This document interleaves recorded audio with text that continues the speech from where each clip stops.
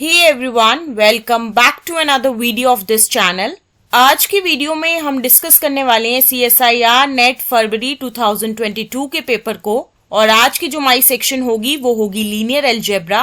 तो चलिए स्टार्ट करते हैं आज की वीडियो को। आज का जो हमारा क्वेश्चन है वो बेसिकली कुछ इस तरीके का है। इसमें बेसिकली हमें एक इक्वेशन दी गई है कि ax माइनस एक्स जो है वो बराबर होगा a के, और ये इक्वेशन जो है वो होल्ड करेगी किसी a के लिए जो कि बिलोंग करेगा इस सेट के अंदर, जिसका पहला एलिमेंट एक ऐसा मैट्रिक्स है जिसकी पहली रो है 1 1, जिसकी दूसरी रो है -1 -1, जिसका दूसरा एलिमेंट जो है वो एक ऐसा मैट्रिक्स है जिसकी पहली रो है -1 1, जिसकी दूसरी रो है 1 -1, और last but not the least जिसका तीसरा एलिमेंट एक ऐसा मैट्रिक्स है जिसकी पहली रो है 1 -1, जिसकी दूसरी रो है -1 1। इसी के साथ ही हमें एक और चीज दी गई है कि x इक्वल टू x0 जो कि बिलोंग करेगा M2 Z के अंदर, जहां पे हमारा Z जो है वो रिप्रेजेंट कर रहा है सेट ऑफ इंटीजर्स को। ये जो है वो सोल्यूशन होगा हमारी इस इक्वेशन का, और इतनी ही इंफॉर्मेशन जो है वो हमें दी गई है इस क्वेश्चन के अंदर। इसके अलावा हमें कुछ भी नहीं पता है। अब इस क्वेश्चन में हमें बेसिकली क्या पूछा गया है, इसमें हमें कुछ वैल्यूज दी गई होंगी जो कि होंगी हमारे डिटर्मिनेंट ऑफ x0 के लिए, और हमें बताना है कि इनमें से कौन सी वैल्यूज जो है वो पॉसिबल नहीं है। और ये वैल्यूज जो है वो हमें दी गई है ऑप्शंस के रूप में। ऑप्शन ए में दिया गया है कि डिटर्मिनेंट ऑफ x0 जो है वो 0 के बराबर होगा। ऑप्शन बी में दिया गया है कि डिटर्मिनेंट ऑफ x0 जो है वो 2 के बराबर होगा। ऑप्शन सी में दिया गया है कि डिटर्मिनेंट जो है x0 का वो 6 के बराबर होगा, और साथ ही साथ ऑप्शन डी में दिया गया है कि जो डिटर्मिनेंट होगा x0 का वो 10 के बराबर होगा। तो इस क्वेश्चन में बेसिकली क्या है कि हमें 4 ऑप्शंस दिए गए हैं और हमें बताना है कि इनमें से कौन सा ऑप्शन जो है वो बिल्कुल सही होगा। और क्योंकि ये क्वेश्चन जो है वो हमें पूछा गया है पार्ट सी की सेक्शन के अंदर, तो इसमें एक से ज्यादा ऑप्शन जो है वो सही हो सकता है। तो चलिए डिस्कस करते हैं इस क्वेश्चन के सोल्यूशन के बारे में।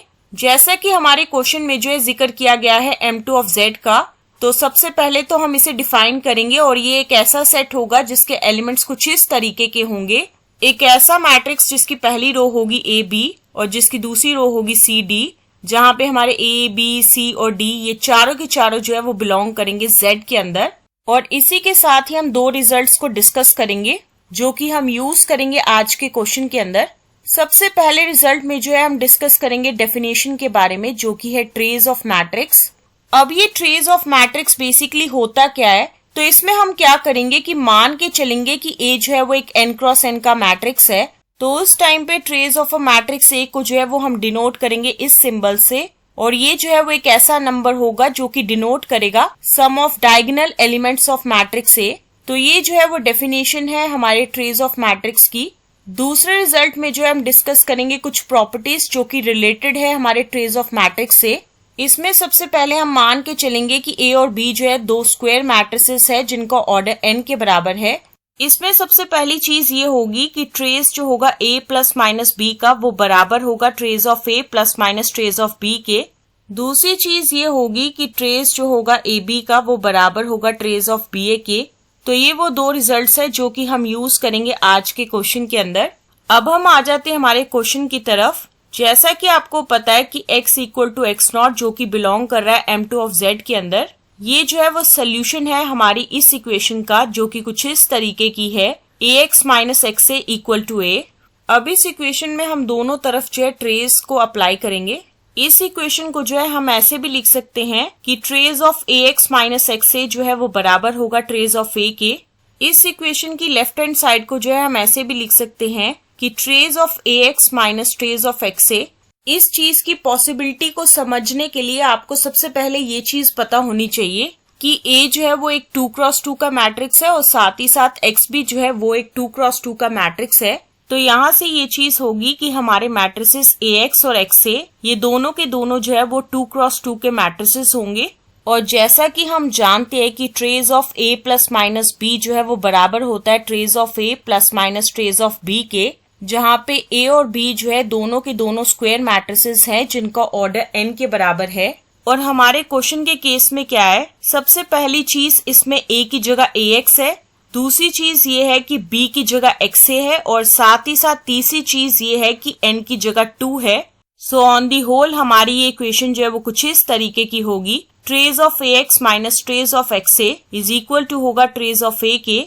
इस इक्वेशन की ये जो लेफ्ट हैंड साइड है इसमें ट्रेस ऑफ ax जो है वो एज इट इज ही रहेगा, लेकिन ट्रेस ऑफ xa को जो है हम ऐसे भी लिख सकते हैं ट्रेस ऑफ ax। ये चीज इसीलिए पॉसिबल हुई है क्योंकि इस केस में a और x ये दोनों के दोनों जो है वो 2x2 के मैट्रिसेस हैं, और इस रिजल्ट नंबर 2 के मुताबिक हम ये चीज कह सकते हैं कि ट्रेस ऑफ xa जो है वो बराबर होगा ट्रेस ऑफ ax के। और इसी के साथ ही ये पूरी की पूरी इक्वेशन जो है वो कुछ इस तरीके की होगी, trace of ax minus trace of ax is equal to trace of a, which further implies that trace of matrix a जो है वो बराबर होगा 0 के। जैसा कि इस क्वेश्चन में हमें दिया गया है कि x equal to x naught जो है वो सोल्यूशन होगा हमारी इस इक्वेशन का, और ये इक्वेशन जो है वो होल्ड करेगी किसी a के लिए जो कि बिलोंग कर रहा होगा इस सेट के अंदर। अब सवाल ये उठता है कि इस सेट में से ये जो तीनों के तीनों मैट्रिसेस हैं इनमें से कौन सा ऐसा मैट्रिक्स होगा जो कि हमारा A मैट्रिक्स होगा, और इसका जवाब जो है वो छुपा है इस लाइन के अंदर कि ट्रेस जो है हमारे A मैट्रिक्स का वो बेसिकली 0 के बराबर होना चाहिए। तो चलिए कंसिडर करते हैं इस सेट के सभी मैट्रिसेस को और जानने की कोशिश करते हैं इनमें से कौन सा ऐसा मैट्रिक्स है जिसका ट्रेस जो है वो 0 के बराबर होगा। सबसे पहले हम कंसिडर करेंगे इस सेट के पहले एलिमेंट को जो कि कुछ इस तरीके का है, जिसकी पहली रो है 1 1, जिसकी दूसरी रो है -1 -1, और इस मैट्रिक्स के केस में जो हमारा ट्रेस होगा वो बराबर होगा 1 -1 के, विच इज इक्वल टू 0 के बराबर होगा। तो इसका मतलब ये है कि इस मैट्रिक्स का जो ट्रेस है वो 0 के बराबर है, और ये जो है वो पॉसिबल हो सकता है हमारे A मैट्रिक्स के लिए। अब हम आ जाते हैं इस सेट के दूसरे एलिमेंट की तरफ जो कि एक ऐसा मैट्रिक्स है जिसकी पहली रो है -1 1, जिसकी दूसरी रो है 1 -1, और इस मैट्रिक्स के केस में हमारा ट्रेस जो है वो बराबर होगा -2 के, जो कि 0 के बराबर नहीं है।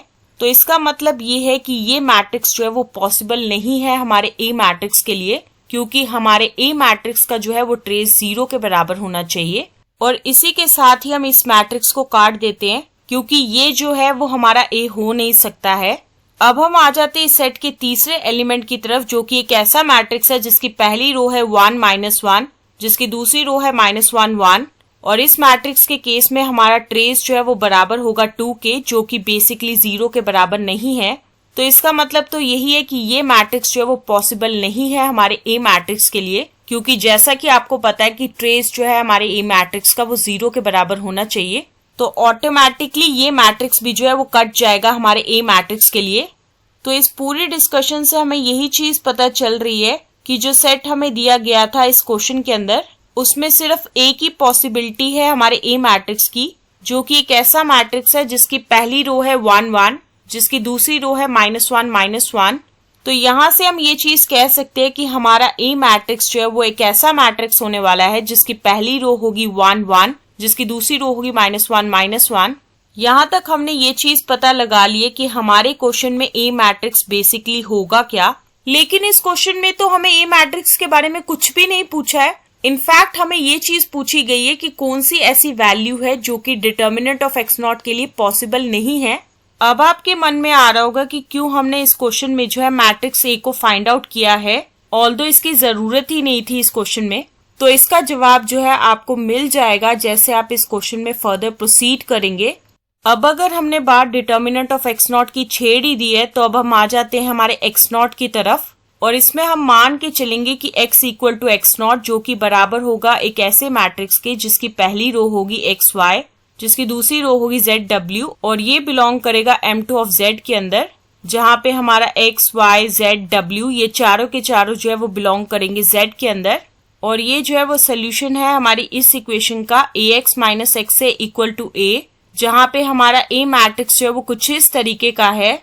और इसी के साथ ही आपको ये चीज पता चल गई है कि क्यों हमने इसमें A मैट्रिक्स को पहले कैलकुलेट किया है, और फिर उसके बाद हम डिस्कस कर रहे हैं x नॉट के बारे में, क्योंकि अगर हमें A के बारे में ना पता होता तो हम कैसे इस इक्वेशन को जो है वो सॉल्व कर पाते। तो इसलिए जब भी आप किसी क्वेश्चन को सॉल्व करते हुए किसी चीज को कैलकुलेट करते हो तो हमेशा ये सोच के कैलकुलेट करो कि कैसे हम उस चीज को यूज करेंगे हमारे क्वेश्चन के अंदर, ताकि वो हमें हेल्प कर सके इस क्वेश्चन को सॉल्व करने में। और अगर आपको वो चीज जो है वो हेल्प नहीं कर रही है सॉल्व करने में, तो obviously it's a wastage of time and in fact आप उस क्वेश्चन को जो है वो सॉल्व नहीं कर पाओगे। तो ये बात जो है आपको हमेशा ध्यान में रखनी चाहिए जब भी आप किसी क्वेश्चन को सॉल्व करते हो। और इतने ज्ञान के बाद जो है हम दोबारा से आ जाते हैं हमारे क्वेश्चन की तरफ, जिसमें हम मान के चलें कि x equal to x naught जो है वो सोल्यूशन है इस इक्वेशन का। तो यहाँ से हम ये चीज कह सकते हैं कि a x not minus x not a जो है वो बराबर होगा a के। और अब हम इस इक्वेशन में जो है a और x नॉट की वैल्यू को पुट करेंगे तो उसके बाद हमारी ये इक्वेशन जो है वो कुछ इस तरीके की होगी। अगले स्टेप में हम इस इक्वेशन की लेफ्ट हैंड साइड को फर्दर सॉल्व करेंगे और इस इक्वेशन की राइट हैंड साइड को जो है हम एज इट इज ही रहने देंगे। तो लेफ्ट हैंड साइड में हम बेसिकली क्या करने वाले हैं कि a को जो है वो सबसे पहले मल्टीप्लाई करेंगे x नॉट से, और दूसरी चीज हम करेंगे कि x नॉट को जो है वो मल्टीप्लाई करेंगे हमारे a मैट्रिक्स से, और इन दोनों के बीच में जो है माइनस का निशान होगा। तो उसके बाद हमारी ये इक्वेशन जो है वो कुछ इस तरीके की होगी। अगले स्टेप में हम इन दोनों मैट्रिसेस को सब्ट्रैक्ट करेंगे तो उसके बाद ये इक्वेशन जो है वो फर्दर कुछ इस तरीके की होगी। इस इक्वेशन की लेफ्ट हैंड साइड में हमें एक ऐसा मैट्रिक्स मिलेगा जिसकी पहली रो होगी y plus z w minus x plus 2y, जिसकी दूसरी रो होगी w minus x minus 2z minus y minus z is equal to होगा एक ऐसे मैट्रिक्स की जिसकी पहली रो होगी 1 1, जिसकी दूसरी रो होगी -1 -1। ये इक्वेशन जो है वो हमें चार चीजें देगी, जिसमें पहली चीज ये होगी कि y प्लस जेड जो है वो बराबर होगा 1 के। दूसरी चीज ये होगी कि w minus x plus 2y जो है वो बराबर होगा 1 के। तीसरी चीज ये होगी w minus x minus 2z जो है वो बराबर होगा -1 के। और चौथी चीज ये होगी कि माइनस y माइनस z जो है वो बराबर होगा -1 के। इसमें ये जो पहली इक्वेशन है इसे हम ऐसे भी लिख सकते हैं कि z इक्वल टू होगा 1 माइनस z के। दूसरी इक्वेशन को हम ऐसे भी लिख सकते हैं कि w जो है वो बराबर होगा x माइनस 2y प्लस 1 के। और जब आप इस तीसरी इक्वेशन में z की जगह लोगे 1 माइनस y तो उसके बाद ये इक्वेशन जो है वो कुछ इस तरीके की होगी w minus x minus 2 into 1 minus y is equal to -1।